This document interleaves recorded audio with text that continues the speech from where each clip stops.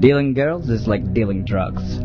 The difference is that a drug you can only sell once, but a girl you can sell 1,000 times. Runaway girls in America are such easy targets. Our household staff loves us. We saved them from the wretched conditions in their country, and at least here they have a roof over their heads and food in their bellies.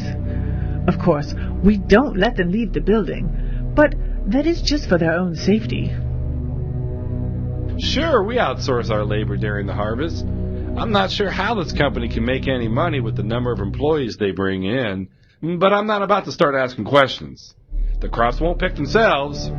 Everybody does it, if they want to stay in business. There's a lot of money to be made from military contracts, especially these days with conflict zones. They need tons of people to work on the military bases. Cooks, cleaners, construction workers, fast food clerks, electricians, and beauticians. Our recruiters hire in poor countries where the salaries we offer for a month are 10 times what they would make in a year. And we don't do badly from them either. Human trafficking can and does occur anywhere. Traffickers come from all walks of life and capitalize on the misfortunes of their victims. This is the face of modern-day slavery. Welcome to Human Trafficking Awareness Training.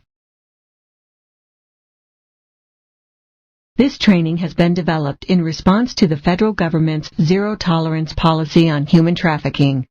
It's divided into 3 topics, including this introduction. You will learn how to define human trafficking, differentiate between human trafficking and human smuggling, recognize populations vulnerable to human trafficking, and recognize indicators of human trafficking. The summary and conclusion topic will provide a review of key points. Take a moment to familiarize yourself with the navigation options and features. To control the narration volume, you should select the sound feature through the control panel on your computer or the speaker icon on your taskbar. Simply slide the indicator up or down to increase or decrease the volume. Please note that menu on the navigation bar provides a listing of the topics in the training. Topics are designed to be taken in a linear order. Once you complete a topic, you will be able to jump back to it at any time. You will not be able to jump ahead. Additionally, through Resources on the navigation bar, you are provided links to websites, publications, and a printable version of the training. These links open in a separate browser window. Documents can be downloaded for future reference or printed immediately. Simply select the title from the resources list and then select the File and Save As or Print commands from the menu bar in the browser window.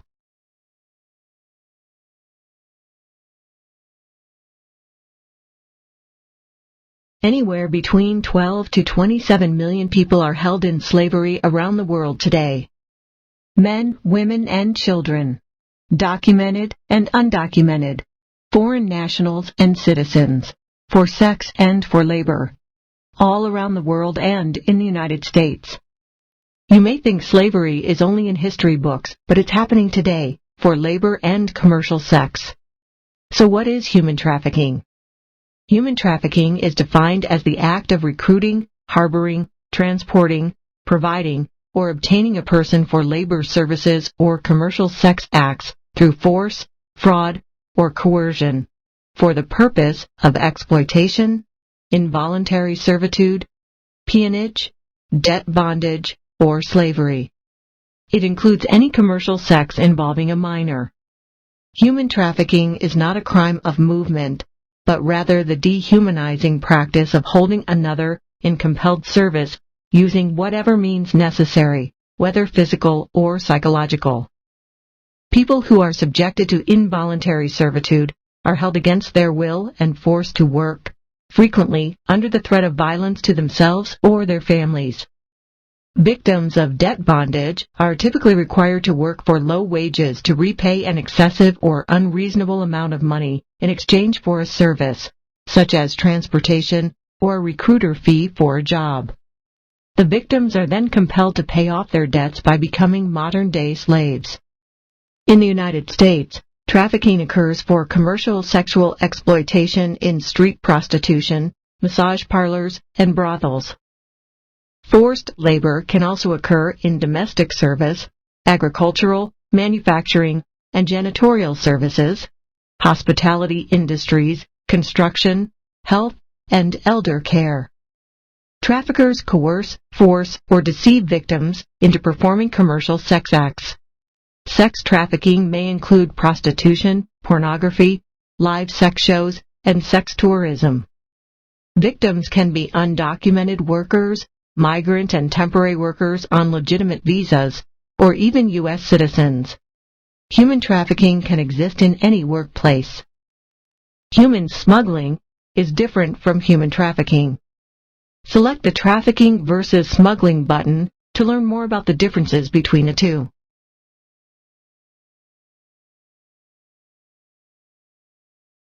What sets human smuggling apart from human trafficking is that the defining element of human smuggling is transportation, while the defining element of human trafficking is exploitation.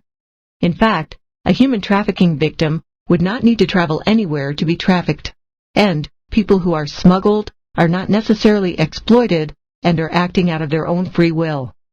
Human smuggling is the facilitation, transportation, attempted transportation, or illegal entry of a person across an international border.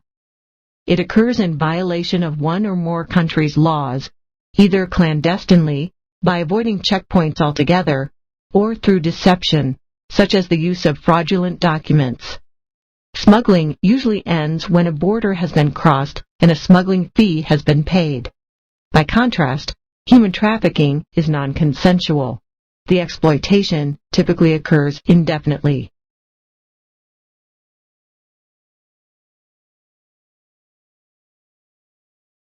Human trafficking is a worldwide epidemic, and that means it occurs within our borders as well. Human trafficking can occur anywhere, from the darkest corners of the globe to your own backyard. Traffickers prey on victims with little or no social safety net.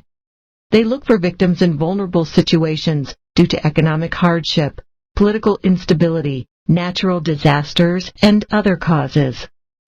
Traffickers also exploit people who are vulnerable because of their illegal immigration status. There are a number of red flags or indicators which can help you identify human trafficking. Recognizing the signs is the first step in identifying victims. Each red flag focuses on the trafficker's methods of control and can be broken down into categories: personal documents, wages, safety, freedom, and working and living conditions. Think of these categories as pieces of a puzzle. Any method in any category can give a trafficker control.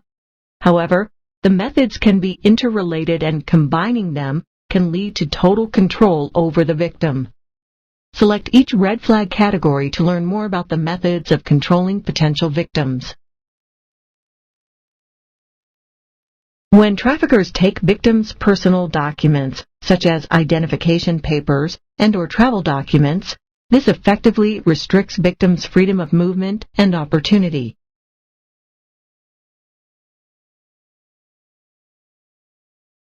Human traffickers will control victims by threatening potential victims or their families with harm. Potential victims may have bruises or other signs of physical abuse. Victims will also be threatened with deportation or arrest in order to control them. If you find that potential victims appear fearful, this could mean a red flag should be raised. The working and living conditions may present red flags. For example, you may note that potential victims in the workplace express that they aren't doing the job they expected.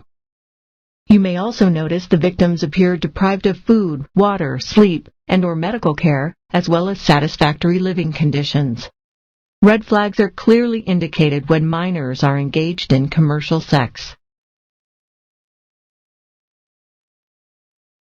Traffickers often control victims by prohibiting them from controlling their own money. Another method is not paying them what was promised. This makes it more difficult to pay off debts, which means traffickers are able to exercise more control over the victims.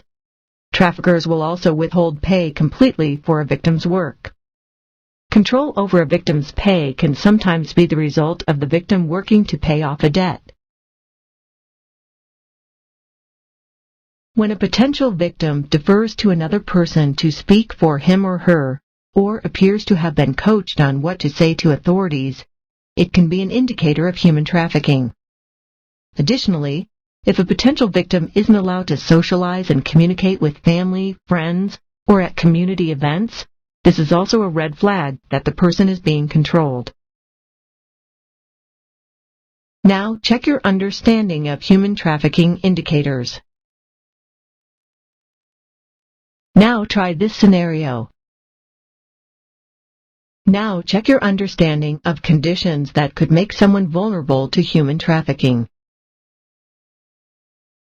Now check your understanding of the differences between human trafficking and human smuggling. Combating trafficking is an important administration initiative with bipartisan support from Congress. Enacted in 2000, the Trafficking Victims Protection Act, or TVPA, aimed to prevent trafficking in persons, protect trafficking victims, and ensure punishment of traffickers. The TVPA defined the federal government response to human trafficking, provided new immigration relief and benefits for eligible victims, and specified crimes under which traffickers could be prosecuted. TVPA reauthorizations, or TVPRA, have occurred several times since the passage of the original act in 2000. Identifying and reporting human trafficking is everyone's responsibility. If you suspect a case of human trafficking, you can call the ICE Homeland Security Investigations tip line at 1-866-DHS-2-ICE or 1-866-347-2423, or the National Human Trafficking Resource Center at 1-888-3737-888. If you are working at an embassy or consulate overseas, contact your regional security officer. This training provided an overview of what human trafficking is, whom it affects, and how to identify it. Resources on human trafficking are available from resources on the navigation bar. Select the red flags graphic to recall how traffickers control victims.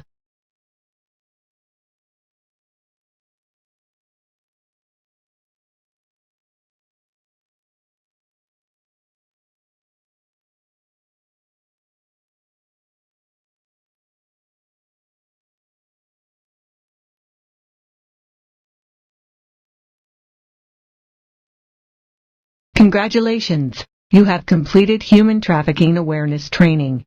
You should now be able to define human trafficking and differentiate between human trafficking and human smuggling. You explored populations vulnerable to human trafficking and learned the indicators of human trafficking. This training is available in a printable version through resources on the navigation bar. You may also visit the U.S. Department of State and the U.S. Department of Homeland Security websites for more information.